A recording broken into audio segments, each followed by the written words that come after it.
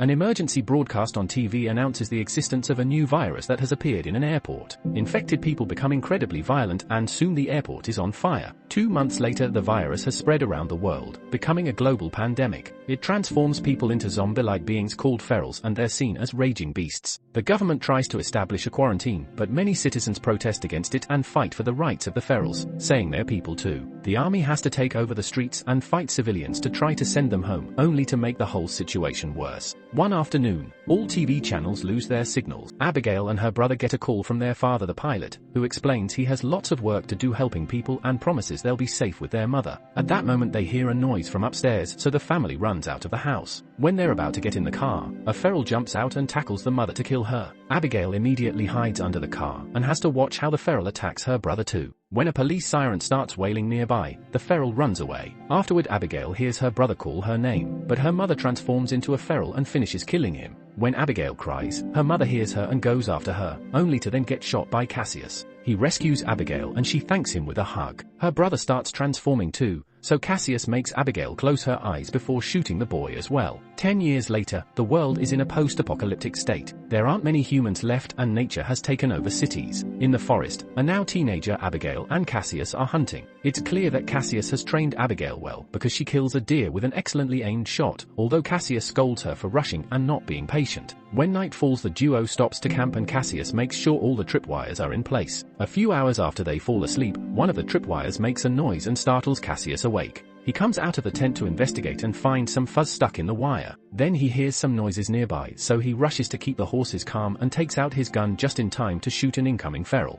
This was probably a scout sent by the horde, so Cassius wakes Abigail to leave. For the next few days the duo keeps traveling, and whenever they stop to let the horse rest, Cassius continues training Abigail. One afternoon they stop riding when they see a car nearby and quickly take their guns out. They see a man shooting down a feral while a second creature approaches him from behind. Abigail wants to help him, but she shoots too quickly and the bullet hits him together with the incoming feral. The creature in the car comes out to eat and Cassius has to bring it down. Afterward, Abigail searches the car for supplies and Cassius finishes the poor man with a machete before taking his shoes. A radio in the car tries to contact the driver and Abigail wants to warn them about the feral horde in the area, but Cassius tells her to ignore it. At that moment more cars show up and a group of survivors surround them with weapons. They check the dead guy's body and see a human killed him, so they assume the duo did it just to rob him. When the leader threatens to kill them, Cassius and Abigail attack the two nearest people and knock them down to steal their weapon. Things are tense as both sides point at each other, so a pregnant woman named Megan comes out of a car to try to calm them down. At that moment the horses make some distressed noises and a feral horde appears around them. Everyone immediately opens fire, killing as many ferals as possible to try to keep them away. There are too many of them, so they still manage to get close and Cassius and Abigail have to use their blades too, fighting them hand to hand. However, the other survivors are only good with guns, so soon the ferals start killing them one by one. A woman gets a Molotov bomb ready but is attacked by a feral, so it falls on a car and causes a small explosion that throws Cassius back. One of the survivors gets bitten, so he tries to self-delete, but is run out of bullets and transforms instead. The leader is grabbed by a particularly big feral and slowly beaten to death. Megan's husband David is also tackled by a feral, but he manages to kick it off. Abigail helps the couple get in a car, and Cassius kills a few more creatures before joining them. When they take off, there's a feral on the car roof, so Cassius stops the vehicle rather suddenly to make it fall. Abigail uses the chance to grab their things before they finally escape. The big feral notices that they killed his girlfriend and roars in fury. Once they're on the road, Abigail checks their ammo and notices they've lost most of it. Megan explains they were traveling to a colony on the riverside and that she's in her 35th week, so the baby will be here soon. However, Abigail and Cassius think searching for colonies isn't worth it. They've already seen a bunch of them and they never survive. Suddenly the car stops and the group discovers the engine is dead, so they have no choice but to continue on foot. Moments later the group makes it to an abandoned town and agrees to spend the night there. They search a building to make sure there aren't ferals around and make camp. Megan offers to share her food, but Cassius and Abigail only eat what they hunt to avoid the infection. The couple explains they talked to the colony on the radio, so they know they have plenty of supplies and doctors. It's a week's travel to reach it, meaning the risk is high. In return, Abigail tells them that she and Cassius are trying to get to the west coast and escape to the islands by boat. After Cassius sets up the tripwires outside, he takes out a map and tells the couple what path to take to reach the colony. However, he refuses to go with them, saying the horde will come back for revenge. Abigail talks to Cassius in private, insisting that they should help the couple and that maybe this colony will be different. An argument ensues, yet Cassius still refuses to help.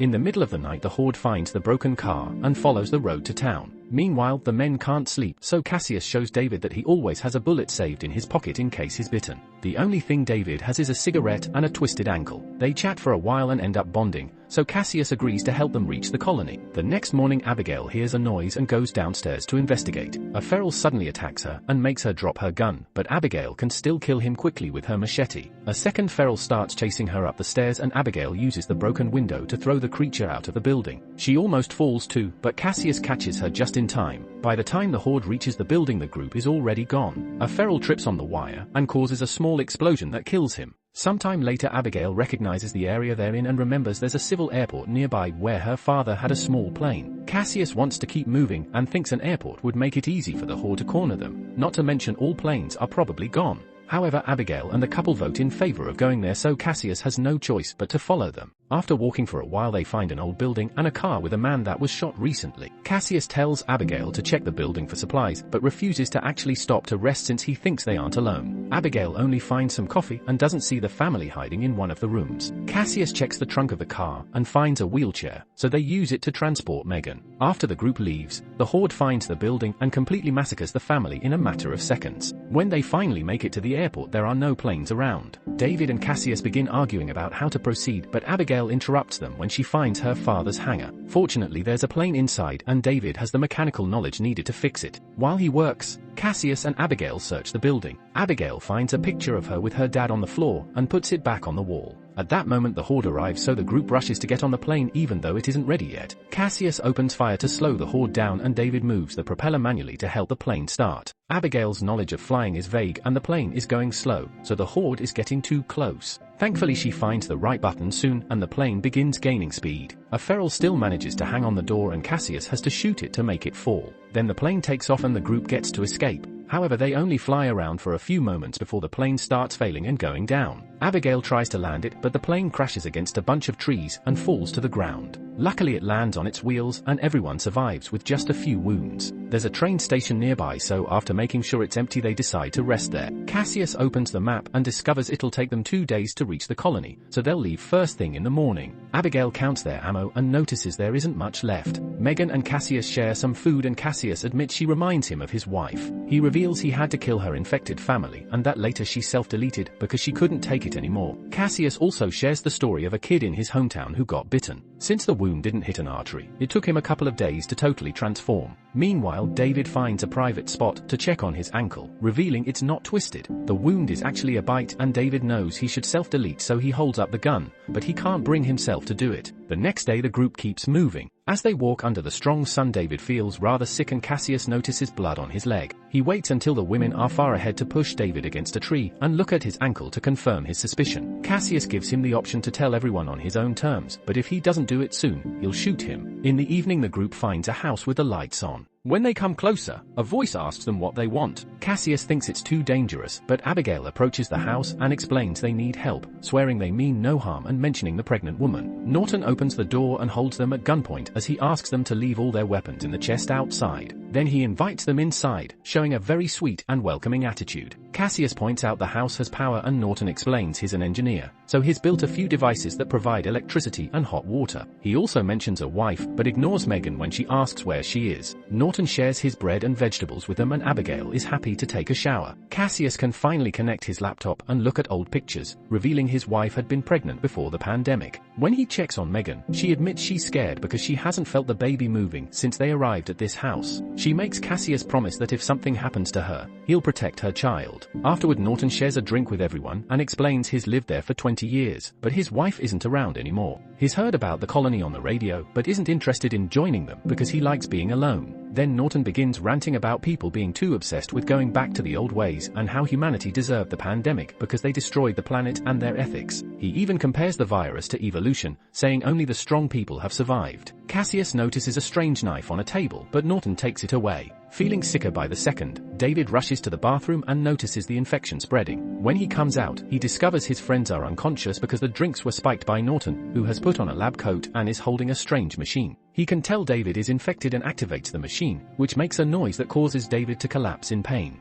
Norton explains the device is like a dog whistle that only works on the infected before David passes out. Meanwhile, the Horde has found the train station and continues their search. Moments later, David wakes up to discover the whole group has been tied up in a basement. Norton is there taking notes for his experiment and reveals that he's got his infected wife locked up in a cage. He lets her out and controls her with his device to make her attack the group. Cassius and Abigail kick her a few times to keep her back, so the woman goes after David, who manages to break the ropes to fight back. They only struggle for a few seconds before David overpowers her, and Norton has to use his machine to stop him from rescuing the others. However, David isn't completely transformed yet, so he's able to push through the pain and break the rest of the ropes. Cassius finds a gun and tries shooting Norton, who immediately runs away. The group rushes upstairs and locks the door behind them, so Norton starts hitting it with an axe. Abigail steals Norton's car keys and Cassius retrieves their things before punching David. He wants to shoot him now, but the women convince him to wait. On their way to the car, Megan discovers that her water has broken. Norton comes out to watch the group drive away while his wife growls at him. When the car reaches the forest, the Horde finally finds them and chases after them. The group can see lights in the distance, which means they found the colony. They try driving as fast as possible, but unfortunately the road is blocked by a tree and they must continue on foot. The Horde is getting closer, so they open fire, but David runs out of ammo. Since he'll transform soon anyway, he tells the others to go while he buys them some time.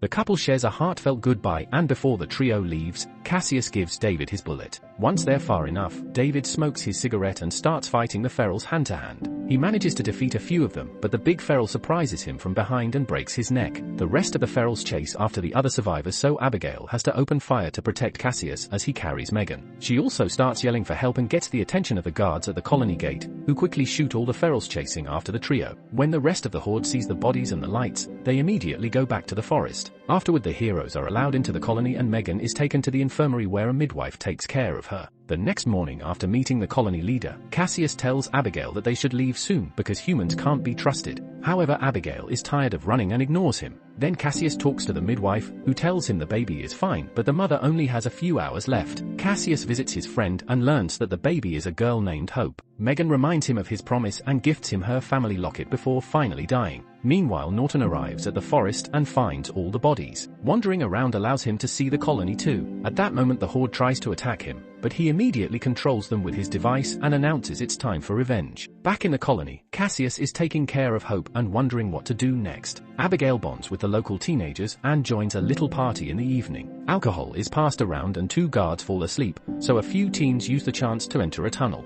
Abigail follows them and discovers a strange remote control, but when she touches it, Roderick stops her. He explains that the entire boat town is mined and the remote will blow it up if the ferals manage to invade it. Humans can be safe from this explosion by using a hatch on the ground that will take them to an abandoned dam. The next morning, Norton sees a guard on a boat and asks for his help. After getting rid of him, a feral jumps into the water and climbs into the colony to kill the other guard too. Now Norton can send out the entire Horde to attack. As survivors are killed all over the place, a few armed people come out to fight. Abigail saves Roderick from a feral before assigning tasks to the teen gang. Those with weapons must find a higher position to open fire, and Roderick must guide survivors to the dam while she goes looking for Cassius. As panic takes over the colony, the midwife takes Hope from Cassius so he can search for Abigail. The people with guns are starting to run out of ammo and the colony leader tries to run away, but a feral immediately kills him. Abigail shoots a feral that almost kills two young girls, while Cassius stabs a creature to save two teenagers. Then Abigail and Cassius finally reunite and start fighting the ferals together using a combination of guns and hand-to-hand combat. When they see an opening, they try to join the evacuation, but Cassius gets distracted when he sees Norton and a feral tackles him down. Cassius manages to stab the creature only to be found by Norton, who starts kicking him while talking about making a safer world. After some struggle, Cassius manages to stand up and pushes Norton against a wall to smash the device over and over until it's broken. Then Cassius runs back to Abigail while the ferals jump on Norton to kill him. The survivors finish crossing the tunnel and make it to the dam, so they ask Roderick T. In the colony, the big feral tries attacking Abigail, so Cassius hits him with an oar. When the creature falls, Abigail notices his bracelet and is horrified to realize this is her father. The shock leaves her frozen, so Cassius has to snap her out of it and drag her to the hatch. The duo gets in the tunnel right before Roderick gets tired of waiting and blows the place up, killing every single feral in the colony. Afterward, the survivors discover an infected man among them. As Cassius tries to calm him down, a feral jumps out of nowhere and kills the guy. Then it turns to attack Cassius, triggering a fight. They continuously hit each other until they fall to the ground, where the feral almost bites Cassius. This time Abigail is patient and waits for the right moment to shoot, killing the creature without hurting her friend. The survivors watch the colony burn and wonder what to do next. Abigail tells them they can build a new home in the dam, and Cassius reveals he stole Norton's notebook with the instructions to build a generator. Thanks for watching. Subscribe and turn on notifications to watch more videos like this.